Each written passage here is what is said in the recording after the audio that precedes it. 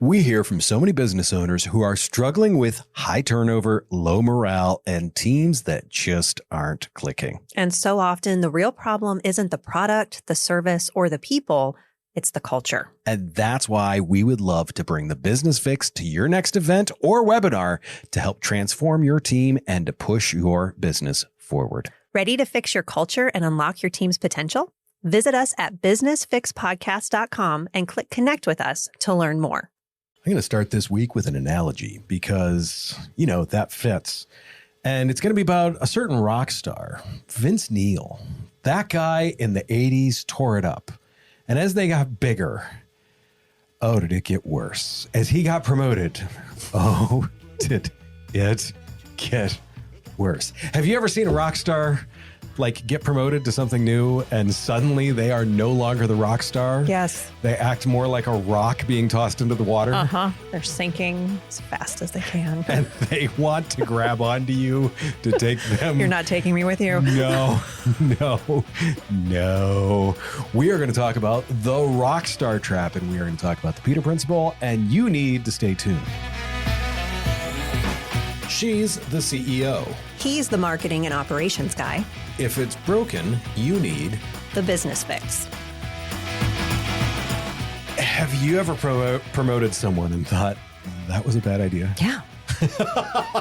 Yeah, I have. A complete lack of hesitation there. Yeah. I, once again, wasn't even done with the question. Chris is like, oh, gosh. Yep, I've done it. I've watched other people in organizations do it. I've said, don't do it. People haven't listened to me. Yeah. Oh, I've done it.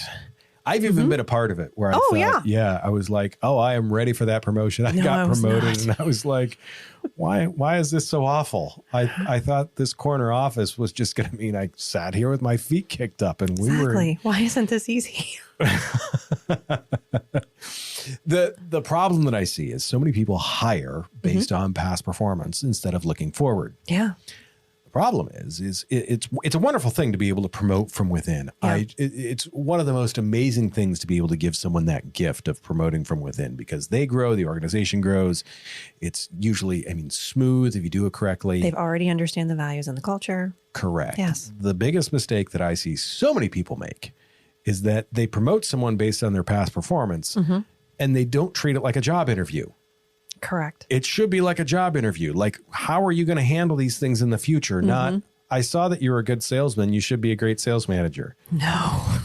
The Peter Principle concept that I was alluded to is employees are promoted until they reach their level of an incompetence.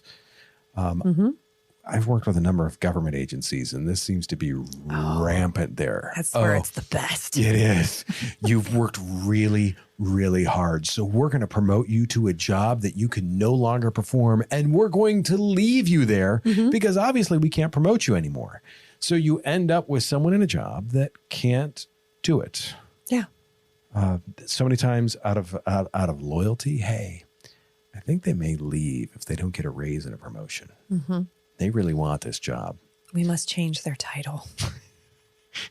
The problem is I see in so many cases where they're like, we must change their title and give them a promotion.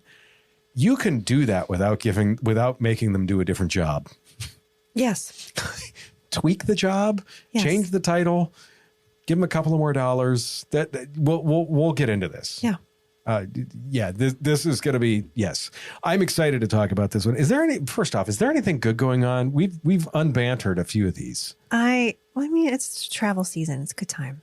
Like all the visioning, all the working on things. That sounds like my personal hell. I know. It's great. I'm going to great. Sunny places, so I am not upset. Oh, okay. Yeah. I can see that. You're going to sunny places to do work and visioning and goal setting and all sorts of fun things. Visioning. Working with other business owners on how do we vision our business for the next year? How do we do this for the next 5 years? Yeah, this is okay. I can see that. I can see that as good. I love planning. You know that. Oh, I do too. But it's the travel piece of it that I'm kind of like, Oh, no, that's fine. I get a lot of work done on airplanes. I know. You've talked about that. Whereas I have to have a window seat because I don't care if it's the same clouds the whole time. I'm staring out the window. Okay. So what about you? How are you doing? You counting down the days to spring? How'd you guess? What I find, though, what's interesting is this time of year, I get a reset. because, I mean, I walk the dog usually every day, sometimes twice a day. And during the winter, I can't always do that. So that in some cases gives me like an hour of my day back. Don't get me wrong. I love spending time walking my dog. I have never regretted walking with the dog. Never. In the same sense, it's time. There's a lot of other stuff, yard work, things like that. Yeah. So this gives me that chance to reset, kind of, I don't want to say take a break because we're not. I don't know how to do that. But it's staying in season. I'm not going out. Yeah, right. It's staying there. Plus the other thing is like, there's all sorts of stuff like I would like to improve with motorcycles, myself, things of that nature. This is the season to do that. So same but different as you. Yeah. Yours is less mechanical, I guess. Yes, very much so. And the garage is my healing place. I mean, the bike may as well be a therapist. It's just there's no leather couch. I'm just standing there talking with it like, hey, this is the thing. What happens when you put that top performer, like the piece that's always difficult is we always get into, is you have a top performer. You're like, hey, do they want a promotion? How do I keep them engaged? How do I keep them engaged? Because the problem is if you promote them to something that they can't do, well, now they may as well have just left. Yeah. Additionally, like if you boot them or like if you put them to a position that they're incapable of, or if they leave, you've lost a top performer, which there's always high stakes in that. You don't typically want to lose a top performer. Yeah. We've all done it before where you're like, oh no, this is bad. But in the same sense, it's if you can prevent it, you want to, but you don't want to. Yeah. In trying to prevent losing a top performer, you also don't want to punch yourself in the face. Make it worse. Correct. So when you're talking with people, I mean, you're looking at personnel strategy all the time. I know you do it both in your business and at Clarity HR. Why is there such a disconnect between the doer and the leader? Because we see in so many cases, great leaders aren't necessarily the big doers. No.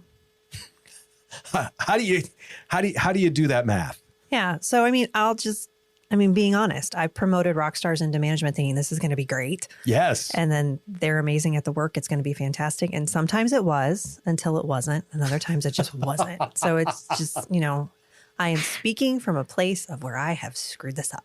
So, same, okay. Same. Over time, I realized there's really a pattern in some of these. And when, top performer struggles as a manager, it almost always comes down to one of three things. And fortunately for you, Josh, they all start with the letter I. I know you're very excited. I kid you not, for when your birthday happens. Yes. I'm going to get you the letter people. Oh, I would love that. I would. So the three things in dealing with the Rockstar Trap, they're identity, interaction, and intention. So, I like those. Yes. So identity, number one, who gets the win? All right. So the first gap, rock stars get their sense of worth from what they produce, and they feel successful when they check things off, solve problems, and save the day. There's a reason why they're a rock star. Yes. Right. So managers have to flip that completely. As managers, their win comes from what other people produce. And that's a huge shift. And it's one that I've underestimated early on. And it's something that I underestimated in myself too. Like, oh, wait a second, I've got to manage people. It's not all about me. No, it's not. So I got to give you a quick sports analogy with this. As a former soccer player, there's that star on the field. You see them celebrate like mad when they score. They have a tougher time celebrating when they give the assist.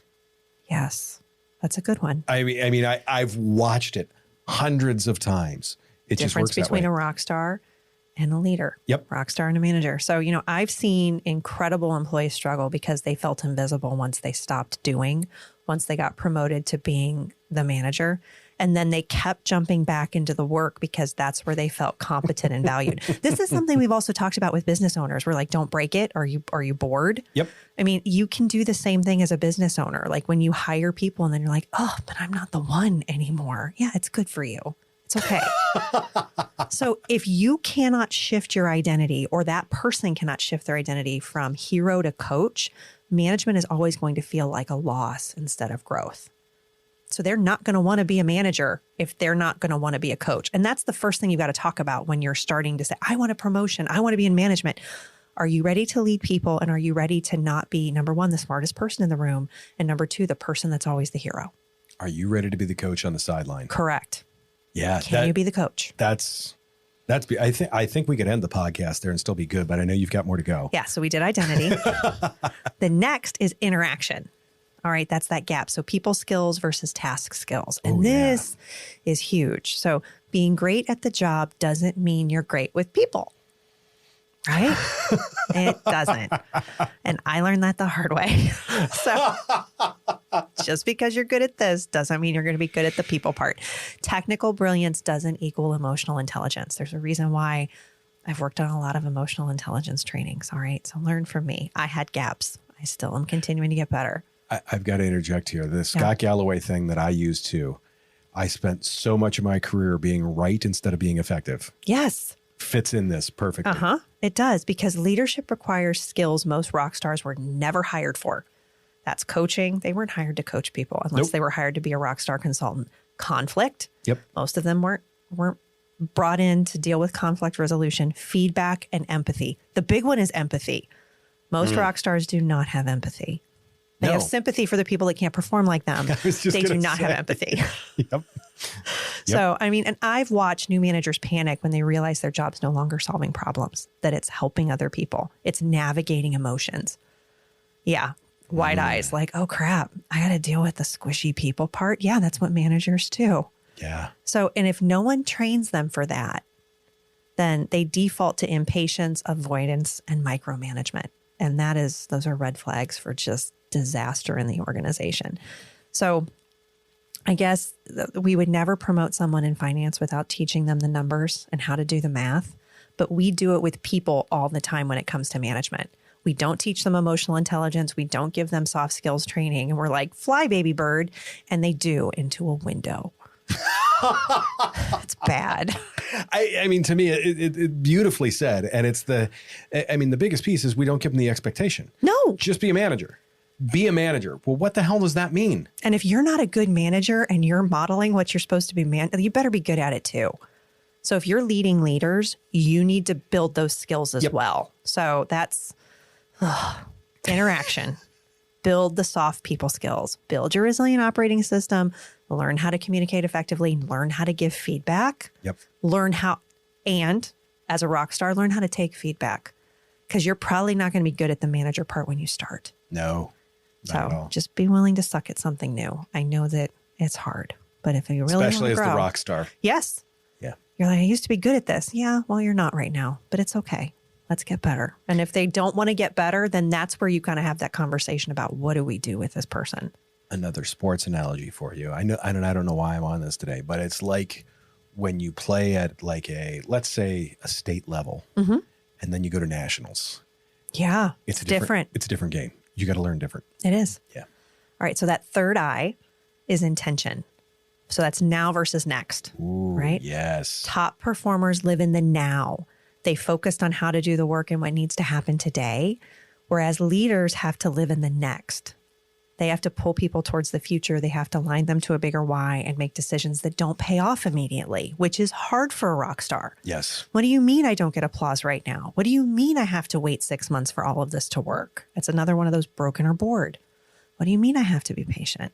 And I have promoted people who are incredible executors but had no desire to think long term. And that's not a character flaw. It's just a mismatch. I laugh because been there, done that. I have too. That was me. And I'm like, wait a second. I got to be patient. I can't break it. I mean, do you know how hard it is? And you do. When like I can see what needs to be done in 12 months and I want it done now. And I'm just going to do it myself because I can get it done in 1 month. I've done that. It's been bad. Don't do it. It's just me reminding myself. Because again, we're going through some really big initiatives this year. Note to self. Yes. So I'm going to send you this podcast on a weekly basis for you to read. I probably need it. And here's when I wrote this out, I was like, oh, Chrissy, if someone can't lift their head up from the task long enough to lead people forward, management is going to feel like constant frustration. Yep.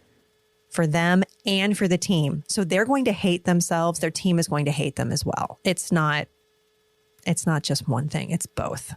So when a rock star struggles as a manager, I'm not going to assume they failed. These are the 3 questions I'm going to ask with the 3 I's. Is it an identity gap? Ooh. Is it an interaction gap? Or is it an intention gap? And I've missed all of those signals before. Yep. In part with me. It's cost me time, turnover, and trust. But once you know what to look for, you can promote with clarity instead of hope. Because that's it. A lot of times when we're promoting people, we're just hoping that it's going to work. 100%. We're not certain. No, we're taking an estimation. We're like, they're a high performer. They can do everything. Yeah, no, they can't. So let's shift to operations, because I've talked about the aspirational identity, interaction, intention. So what happens to the actual workflow and the brand of the team when this promotion goes south?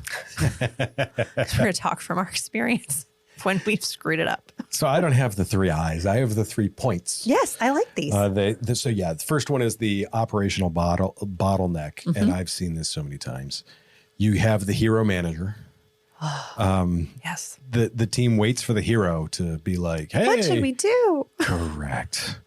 PTO shouldn't be panic. You've said that, Yes, right? Is yes. that the saying? Correct. If that manager's out and there's not there to dole out tasks. We can't live without them. No. The other thing is too, is you see it in so many cases that scale that you talked about where like, if you're doing things, your capacity is limited. Yes.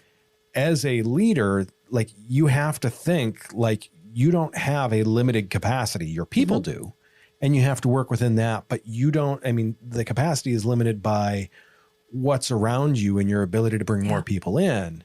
It's not limited by what you can do. At least it shouldn't be. If it is, once again, the big thing is too that I've seen in some cases is you get that you promote that high performer and they come in and they like, oh, no, this is how I do it. And that's how they were a high performer. And suddenly all of your SOPs and everything like that are out the window. And they're like, no, we're doing it this way. My way. And you're like, no, I'm having a nightmare. So it's once again, it comes down to their individual talent. Yeah. When I was at Summit Racing, I was incredibly fast on the phone because I had like catalog pages memorized. Not everybody's going to do that. Not everyone's going to do that. And that's what made me a high performer there. Would it have made me a good boss? No, definitely not. Definitely not. The other thing is too, is so like in so many cases, we market management to our employees as like, this is the path forward. This is where you want to be. You want the executive suite. You want the whatever. No, it's not. It's like you can level up without necessarily changing floors in the organization. Yes. You don't need to be on the top level to do really, really well. Yes. Additionally, you have to acknowledge when someone is at the top of their game. Yes. This is what they are capable of. This is where they are brilliant. Don't move them from that. No, I'm going to say this, and I need everyone to hear me. Do not promote your lead salesperson to sales manager. Just don't do it. That is the most common one. It's dumb. And it's what every organization does. And then they're like, what happened? And it becomes contentious. Yep. And generally, rarely in that situation is that person salvageable. And it's not because they are a bad person. It's because you have created an environment for them where they cannot be anymore. And more oftentimes than not, they will leave. You might be able to rescue them with professional development so they can stay in that role, or you might be able to move them back into sales, but it is really hard to do that. So if you're going to move somebody in your sales department, because that's the one where it's most likely to get screwed up, really think about it. The funny thing is, I want to mention with this, is what really typically happens with that. And I've had this happen to me. I was a salesman, just started in an organization. They promoted the previous salesman to sales manager, but let him keep sales duties. No. Take a That's guess. really hard. We'll take a guess at who got every good phone call. Absolutely. Also. Yeah, it was an absolute nightmare. Now, the problem is do you like, and this is what we talked about a little bit earlier, like, hey, I'm going to lose this person if something good doesn't happen for them soon as a top performer. Don't want to lose your salespeople. First off, treat them well. Yes. But don't promote them into a role that they're going to stumble in, because you're going to lose them then. They're just going to cripple your business in the process. Well, and this is where dialogue with your employees is important. So tell me what your goals are. Tell me what you want to achieve by being here. Because this is a two-way street. It's a dance and it's a dialogue. They may not ever want to be in charge of anything. So don't. We've seen that happen. So how about you ask? Or if well, I feel like this is something I have to do. No, it's not. No, you don't have to do that. If the goal, and a lot of times with sales, they're motivated by being able to, check the boxes, close the sale, grow things the way they want, make more money. And if that is what their motivator is, then fuel it. Not everybody's motivator is management. Some of them think that's what it has to be. Because that's what they've been told. Because that's what they've been told. Do not create a culture where the only thing that they see as achievement is manager status. No. The things that I always say, there's always profit sharing. There's high level bonuses. There's specialized perks. Yes. Professional development. Send them to build different skills. Correct. And there's all sorts of ways. Like there's a different incentive structures with company cars. They're different. There are all sorts of ways to say, look, if you get to this level, it's going to be, and I guarantee as the company owner, it is going to be worth it for you. It is. Now, the only thing that I will say as a trap is don't offer that every single week. No. Don't offer that every month, because then they're just going to be like, I'm leaving unless you do this. And tie it to KPIs, tie it to performance. 100%. And have regular reviews. People get into trouble in this section of their managing of their business because they don't pay attention quarterly or year. They're not keeping a cadence of communication with their employee. Yep, totally. What happens when it goes wrong? It's expensive. It's really expensive. It is. Not only, like, let's say you promote the person. Yeah. Not only did you lose their production, but now you've crippled your department. Yeah. Because now your department has a bad manager. Yeah. I've never found a bad manager being good for a department or its productivity. Oh, unless you want everybody to exit. Right. If you want to get rid of people and you think, if we promote this person, everyone will leave. If that's your intention. Right. Have you ever seen that at Clarity?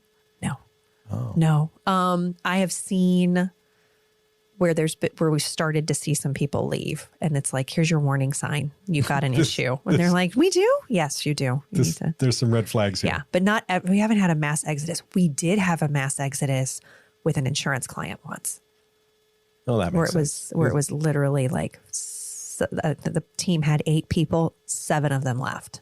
Yikes. Which is also, a cautionary tale. And when you hire all of the people who are in the same family and they don't own the business, and you tick one off and they all go together, that's a bad day. Yeah, he had a really bad, probably 12 months. I don't know. He's still in business, but it looks very different. I'm sure. Yeah. I'm sure. It's interesting when you say that too, because like we've talked about, like a number of months back, Meta hired a bunch of rock stars. Oh, yes. And tried to get them all to work together. This was a popcorn because it's not going to work. Right. Yeah. Get the popcorn out, get a blanket, and just sit back and watch. They did not establish psychological safety. They did not do the team building things they were supposed to do from civility from our last episode. No, they just sucked at it. They just let them all do their thing, and you get a bunch of A players in there, and no. Not going to work. Not going to work. The other thing is when a bad manager, like if they get to the point where it's quitting, they're going to cause any other high performers on the team to like leave, or they're going to take other things down. The problem is with this is going to leave a legacy. Yes. Like if they quit, the problem's not over. Yes. It's not just, hey, they quit. They caused some real damage that is going to take months and or years to repair. Mm-hmm. Every hour, like the hero spent fixing a mistake, is an hour they didn't spend on strategy or marketing or moving things forward. Yeah. And it just turns to junk. It does. It's just awful. So what is, I love this. Mm-hmm. What is the no conversation when it comes to your rock stars?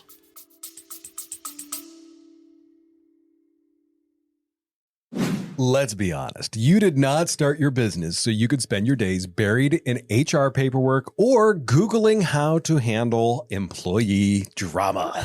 That's why I started Clarity HR.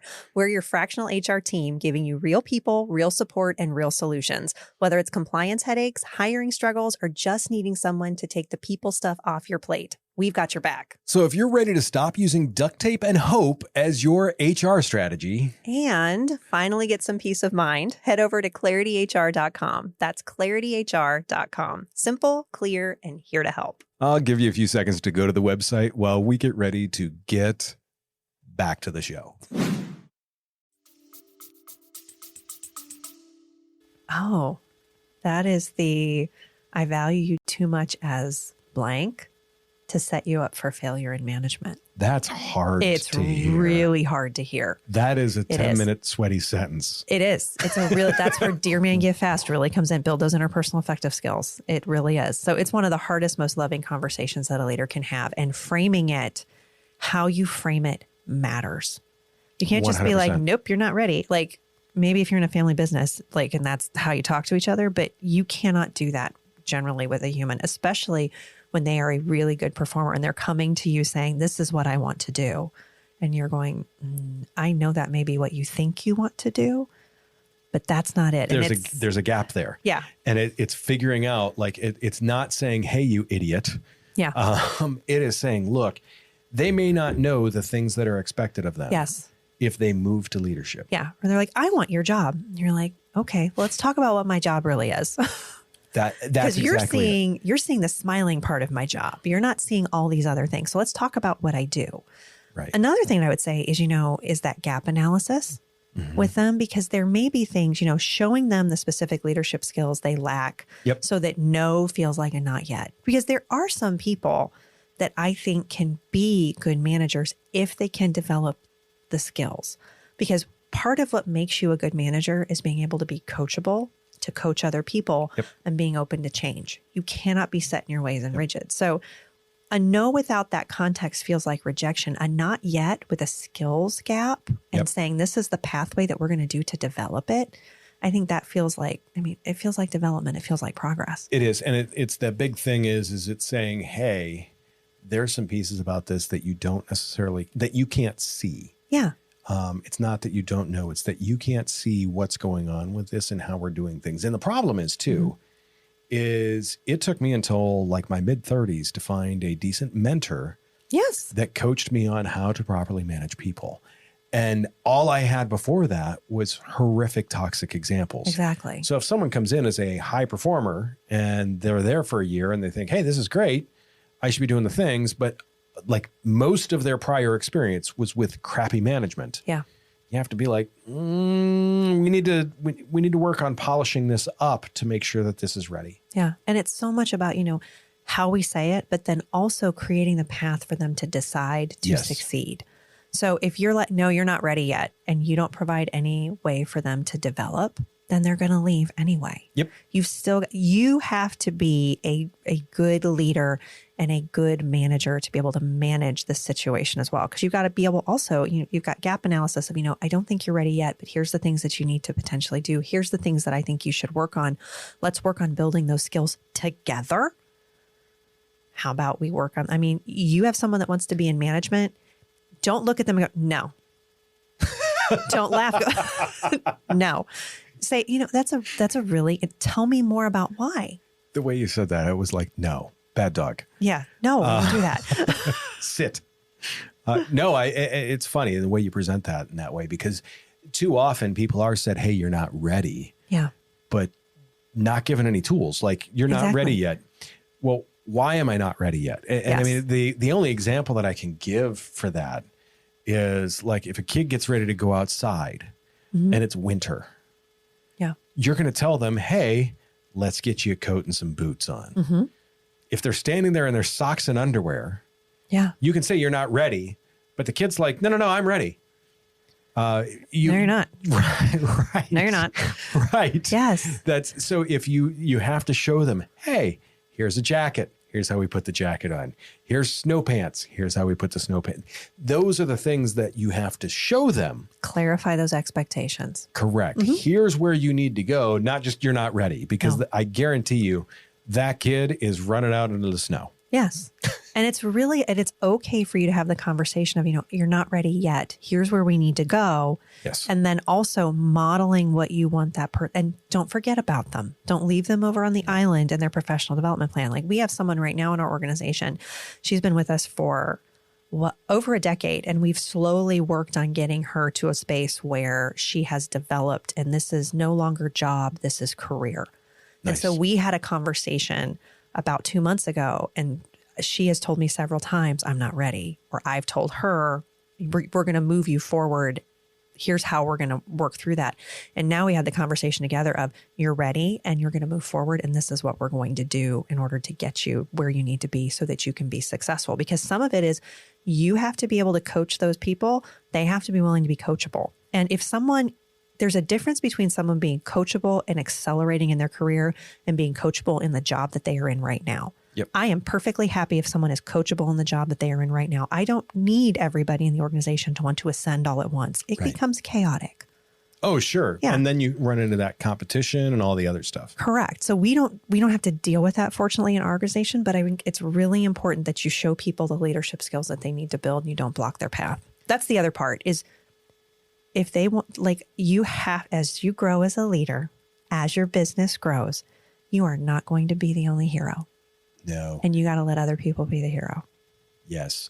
The one word that I want to focus on that you said there was path. Yeah. Too many times people say you're not ready and they just and I'm not going to show you. Right. And they just leave them standing there. You're jerks. Like, here's a path. Mm-hmm. There's a certain speed you may be able to go on this path, but no, this is a path at least. And we may take turns on this path. Yes. But there is at least a direction that we are headed, not just sit your ass down and shut up until I call your name. No. And then you wonder why people quit. I don't know why anybody wants to work for me for more than 3 months. Because you're an asshole. Correct. Sorry. Correct. 100%. I always get when people are like, no one wants to work anymore. I'm kind of like, for you. Correct. I always want to add that. I'm like, really? I haven't had much of a problem. That being said, what happens when we've made that mistake? Yeah, Bob, you're a great salesman. I think you would make it, as our sales staff grows, I think you would make a great sales manager. Go ahead, Bob. Here's the new desk. Here's the shiny new car.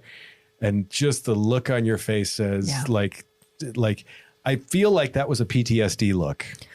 Yeah. That's the reason why we do HR. Chrissy went to a bad place there. Just like remembering all the do you things. need a minute to come back? I do. So take a second. How do you rescue this? How do you save this? So I would say, first of all, it's shameless plug, and I do not care. You need to call an expert who can help you do this. Yes. Because you are probably not going to navigate it unscathed. If you try to do it alone, you're probably still going to have some bruises because it's just not working.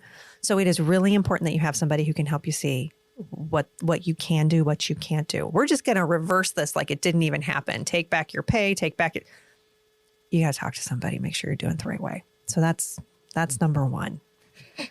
Don't undo this. I want to swear I'm not going to. You can't undo that. So just let somebody else help you through it. You can undo a promotion, but how you do it matters. 100%. So, and here's what I will say too. We talk about dignity. We've talked about it in terminations, not stepping on people's dignity when you have a termination. Demotion does not equal humiliation. No. Change in direction does not equal humiliation. So you have to handle, however this conversation goes, you must handle it with respect and dignity, which is another reason why it's helpful to have a third party in there who can help you navigate, because chances are you're dealing with your own emotions because you made a bad decision too. So no, I know that would never cloud my decision. Yeah, ever. No. So I would say too, you want to frame it as realignment, not removal. So we put you in a role that doesn't play to your strengths.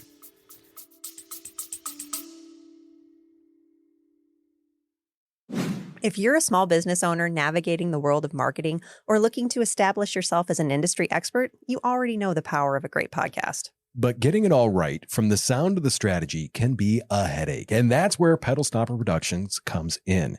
We're the team behind the Business Fix and Chrissy's Better Business for Small Business Leaders podcast. One of the things I love about what you do, Josh, is that you're always willing to help out. And part of that is with your free 30-minute no-pitch podcast consultation. That's right. 30 minutes of our best tips, tricks, and podcasting basics. Absolutely no strings attached. Just podcasting insights to help you crush your goals. Visit pedalstopperproductions.com to book your no-pitch call today. That is pedalstopperproductions.com. And now, back to the show.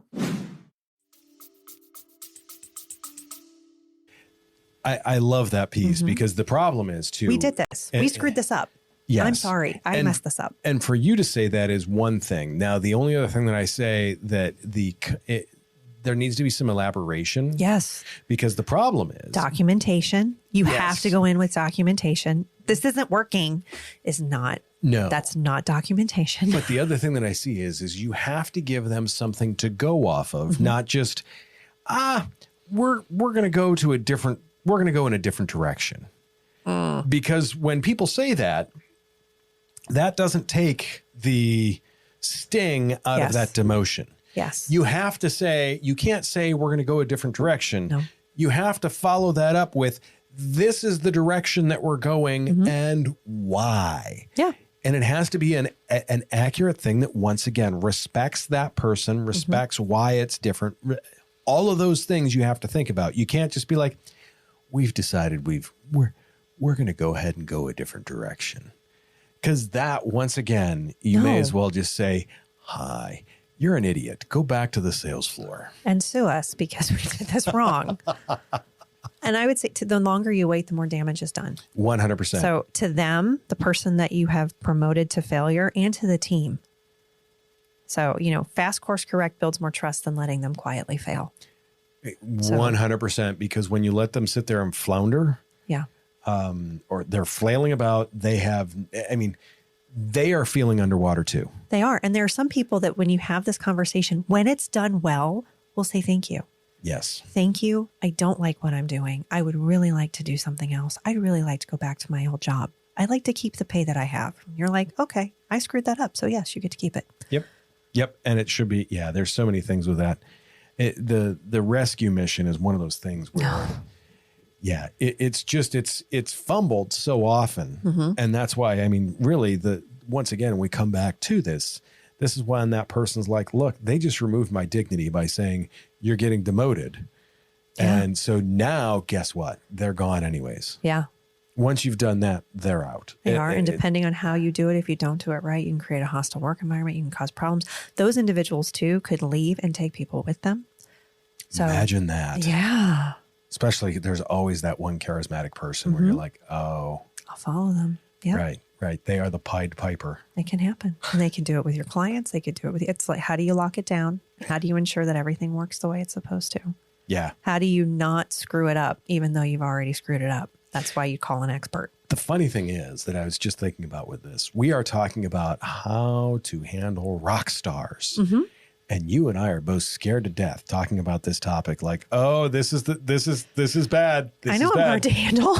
Right. That's part of it. Part of it is we know we've done this too. Yeah. It's so tough because it is. We're talking about like rock stars. Having rock stars in your business, we don't want it. It's wonderful. Like you're like, I just think the thing and the person goes out and does it. I have them. I love them dearly. And you're like, this is awesome. And then we go in and screw it up. Yes. So there's so many reasons why, we don't want to discourage rock stars. No. In the same sense, we want to make sure that you handle them and the way that you work with them in your organization correctly, at least when it comes to promotions. Yes. That being said, a couple of key takeaways here. To me, I like a trial period to have someone shadow things. It makes sense. Like, is this what you actually want to do? Yes. Here's the job. Do you want to go in and tell Susan that her TPS reports need another cover letter? Because if you don't, this probably isn't the right job for you. No. Go ahead with the next one. So I would say professional development is non-negotiable when you promote. Promoting someone without leadership training is irresponsible. It absolutely is. And I will agree. look at you with a straight face and go, you can't do that. So if you promote, you owe them coaching, you owe them feedback, you owe them tools, you owe them support. And we talk about this all the time at Clarity and with Resilient Operating System. Resilience and leadership are trained. They are not assumed. So you have got to train this into your team members. Yes, 100%. So something else that most people don't realize with this is it's making sure that they know, and you define it very early. Success is measured by how your team performs. yes. When I was at the truck dealership, if someone quit, if someone left, someone got fired, they were my responsibility. It didn't matter what department they were in. I had oversight over all of them. So it was me. They're my people. They are my people. That's a big deal. And when you say that to a rock star and be like, look, if Billy Bob quits next week, that's on you. Ooh. Yeah. That's a different thing. So yeah, defining that success, like, hey, if the team takes off and does really well, awesome. Thank you. We're going to reward you for it. Yeah. If the team goes out and blows chunks, guess what? Still on you. Yes. Agree. And I would say as CEOs, we have to redefine what success is at the top. So, So stop rewarding only output and start rewarding impact. Because if we don't redefine that Do standard. that one again. So stop rewarding only output and start rewarding impact. That's huge. Yeah, it is. Because if your compensation and recognition systems only celebrate producers, you're going to keep creating accidental managers. And you don't want that. So leadership success is measured by team health, not heroics. And if you don't redefine that standard, your culture is going to keep repeating the same mistake. You're like, I don't understand why we get a really good salesperson, we promote a sales manager, and then they're gone in 6 months. It's happened 6 times. Don't look at me like you're shocked. Stop. So here's a conundrum, and I wonder how we're both going to look at this one. Better to hire a manager from outside who knows how to lead, or an insider that knows the work but not leadership. So I think it depends on the problem that you're solving. I like that. So if you need stability and leadership maturity fast, an external hire can be really the right move. If you promote internally, you have to invest in that leadership development because you either know if they've had it or they haven't. Otherwise, you're promoting potential without support. So that's the question. Are you going to promote potential without support, or do you want somebody in who can hit the ground running? Now, that said, you can interview someone, you can hire them, and they may look good on paper. They may not look well in performance. So I would say, though, if you're trying to solve something quickly, usually an external hire can get you movement faster. What about you? I agree for the most part. It is that situation. It's very situational, but for the most part, I have found that bringing someone in from the outside that at least has some industry knowledge is a bigger deal, is a better deal than pulling someone up. In many cases, they may know the organization, which is awesome. But if you have good procedures, if you have good solid, if you have a solid background, a solid support system, bringing someone in from the outside that has that natural leadership talent that wants to serve others, that's tougher to train. Yeah. I can typically train people on doing the thing. I cannot typically train people as well. There's some that just know, if they're a cultural fit, they're a cultural fit. Yeah. But there's some that you just know have this leadership thing that will be a great culture fit. And you're like, look, you can learn the industry. You can learn the items. Yeah. So yeah, that's the way that I look at that. What's something that you see in a rock star that makes you say right off the bat, they're going to be a terrible manager? When they're impatient when others struggle. Oh, that's a good one. Yeah. So if they believe that doing it themselves faster is always true, they're going to suffocate their team. I can do it better myself. If it's I can do it better myself and they're not patient when people need a better understanding, that's a huge red flag. But for you? for me, it really comes down to the core value. If you have someone that's a rock star that is willing to look over and be like, hey, let me help you with that real quick. Yeah. That success as a shared thing is huge. I mean, we put it everywhere in our business. Yeah. And if they're willing to look across the table and be like, hey, let me help you with this real quick. That is someone that has the potential. Yeah. If it's someone that knows better and knows that they can say 5 words to the person across the table and they're not going to get better, nope. No way. What about performance reviews for managers? Should they be 100% based on team feedback? I want to know your opinion because I have one. Should performance reviews for managers 100% be based on their team's feedback? Absolutely not. Good job. My God, ding, no. ding, ding. To me, I don't think their feedback should have anything to do with it. Now, hear me out here. Okay. Hear me out. You will see it. You will. You shouldn't, like, this is one of those things you shouldn't really need to go and be like, hey, Bob, a good boss. No. You shouldn't need to do that. To me, you should just be able to walk into the room and look at like, hey, are things running well? Yeah. If they are, and people look happy, or at least remotely happy, or they don't look like they're ready to stab each other, you're probably doing okay. What are your thoughts on that one? So I think, team feedback should be part of the input. So, and this is where I think I tend to be a little bit different on 360 feedback. I think it's really important for managers to be able to see it, to be able to quantify it. Sure. And if you're documenting, you don't have an issue with this, but ignoring that data can be how bad managers stay too long. So it's important that you document to some degree. You've got to have a pulse. So it can be a component. It doesn't have to be the only thing, because there are times where if you're dealing with innovation, change, and transformation, not everybody's going to like that. And they're not going to put nice things in a performance review. No. You said performance review and document and a few other things like that. Do you know what our next episode is going to be? Oh, I do. You do? I do. You are becoming the segue master, because next week we are talking about how reviews are a tool, not a burden. Because I know so many managers, like every year, like I got to do these. 'Tis the season for reviews, annual reviews. And they get all grumpy about it. And they do, and there's no reason to be. No, they make it sound like we just dumped, like, hey, go ahead and do your taxes manually. That's not the case. No.